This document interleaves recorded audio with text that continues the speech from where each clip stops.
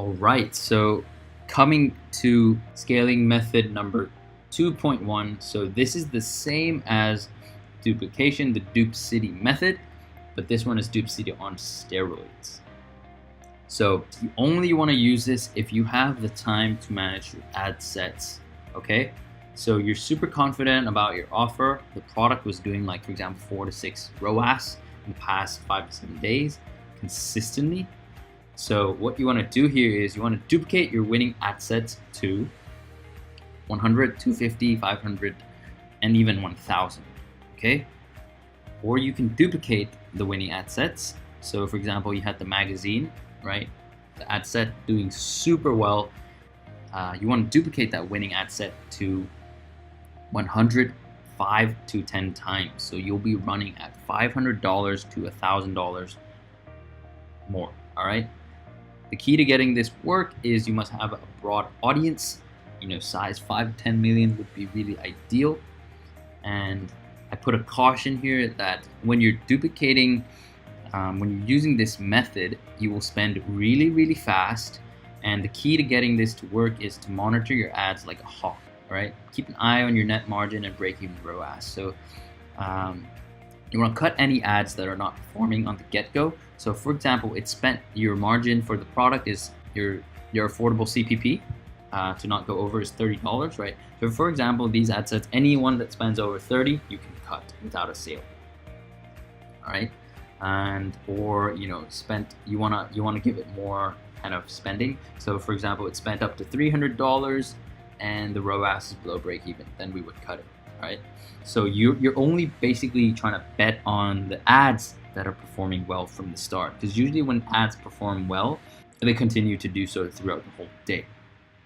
So you just want to cut those losing ads early. So even if you're increasing the budgets like this, because you're monitoring them really well, these ad sets won't even spend up to what you set them to be, right? So like, for example, you set this ad set to 1,000, but it's already spent, let's say 30 and no sales, so you decide to cut it, right? So don't be afraid of this method as long as you have a good offer, and well, not what you think is good, but from the stats itself, it's clear and it's consistent, then you want to do this.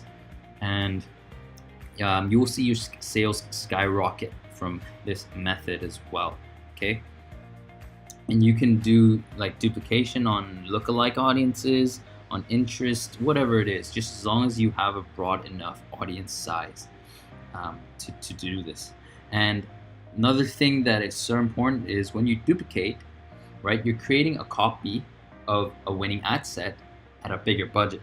So what I like to do, and what I usually always do, is I exclude people who have already seen my video ad or my photo ad. So I exclude 3 seconds video view for that product.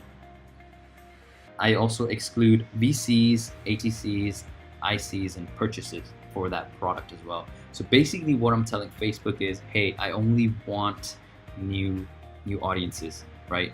You don't want to be duplicating or scaling on the same audience. And the reason for this is that defeats the purpose of having a retargeting campaign. To recapture those who already viewed, you use retargeting. But here you want to scale to new audiences, reach new people, all right? So that's how you would do it. And yeah, this is really one way to take your ad sets from zero to hero. Of course, I put a caution here. You have to watch your numbers closely because this will spend really fast, all right? Yeah, so the pros is you get to scale up really fast and you can really gain a lot of momentum using this. The cons is probably you have to be able to monitor your ads really closely, and if you can't do this, I do not recommend it unless you have an automation tool or software, which I will also recommend. Okay, which tool, if you want to go into more automation stuff, which tool you want to use.